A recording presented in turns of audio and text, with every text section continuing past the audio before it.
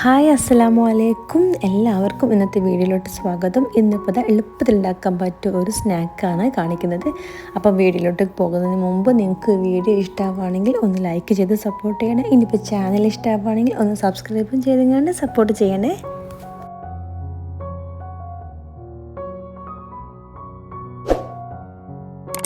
അപ്പോൾ അതുണ്ടാക്കാനായിട്ട് നമുക്ക് green peas already നമ്മൾ വെള്ളത്തിൽ കുതിർത്തി വെച്ചതാണ്.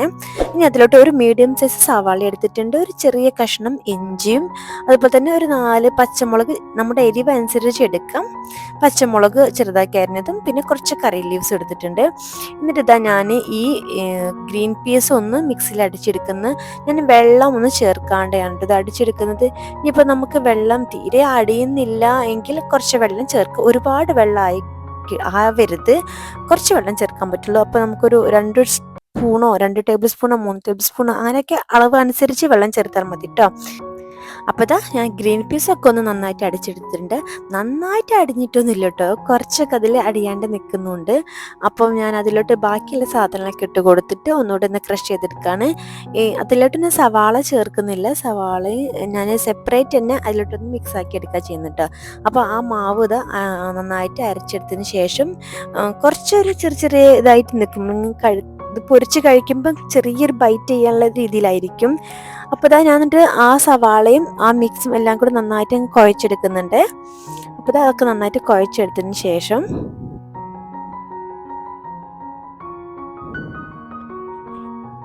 ഇനി ചെറിയ ഇങ്ങനെ ഒരു ഷേപ്പ് ആക്കി എടുക്കാം.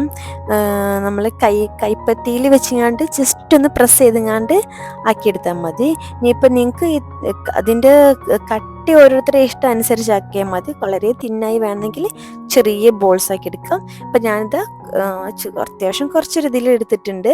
എന്നിട്ട് കൈപ്പത്തിയിൽ വെച്ചൊന്ന് ജസ്റ്റ് പ്രസ് ചെയ്ത് കൊടുത്തിട്ട് അങ്ങനെ ഓരോ ഷേപ്പാക്കി എടുക്കുന്നുണ്ട്.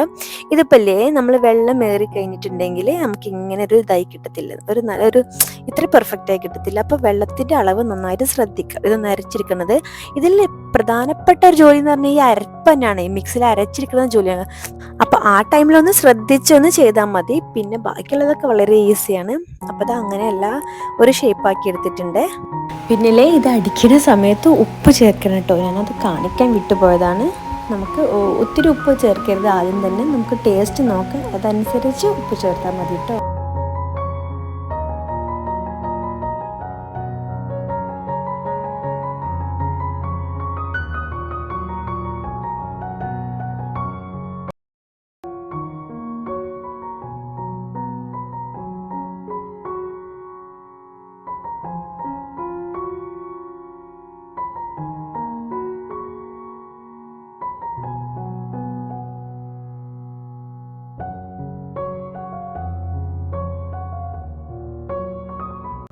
ഇനിയിപ്പോൾ അത് പൊരിച്ചെടുക്കാനായിട്ട് ഞാൻ ചീനച്ചട്ടി അടുപ്പിലോട്ട് വെച്ച് കൊടുത്തിട്ട് അതിലോട്ട് വെളിച്ചെണ്ണ ഒഴിച്ച് കൊടുക്കാം. നമ്മൾ വെളിച്ചെണ്ണയിൽ പൊരിച്ചെടുക്കാം, അപ്പോൾ നല്ല ഫ്ലേവറും നല്ലൊരു ടേസ്റ്റും ആയിരിക്കും.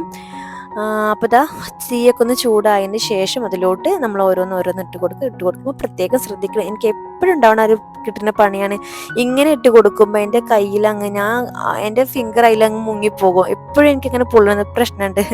അപ്പോൾ ശ്രദ്ധിച്ച് ചെയ്യാം. അപ്പോൾ അതെല്ലാം ഒന്ന് മീഡിയം ഫ്ലെയിമിൽ വേണം നമ്മളിതൊന്ന് ഫ്രൈ ആക്കി എടുക്കാൻ. അപ്പോൾ ഒരു ഭാഗം പൊരിഞ്ഞതിന് ശേഷം ഒന്ന് ജസ്റ്റ് ഒന്ന് മറിച്ചിട്ട് കൊടുത്തിട്ട് 2 സൈഡും അങ്ങനെ പൊരിച്ചെടുക്കുക. അപ്പോൾ ഞാനിത് അങ്ങനെ എല്ലാം അങ്ങനെ പൊരിച്ചെടുക്കുന്നുണ്ട്. അപ്പോൾ നിങ്ങൾക്ക് ഈ വീഡിയോ ഇഷ്ടമാവുകയാണെങ്കിൽ ഒന്ന് ലൈക്കൊക്കെ ചെയ്ത് സപ്പോർട്ട് ചെയ്യണേ. ചാനൽ ഇഷ്ടമാവുകയാണെങ്കിൽ ഒന്ന് സബ്സ്ക്രൈബും കൂടെ ചെയ്യണം കേട്ടോ. അപ്പം അടുത്ത വീഡിയോയിൽ കാണുന്നതുവരേക്കും എല്ലാവരോടും അസ്സലാമു അലൈക്കും.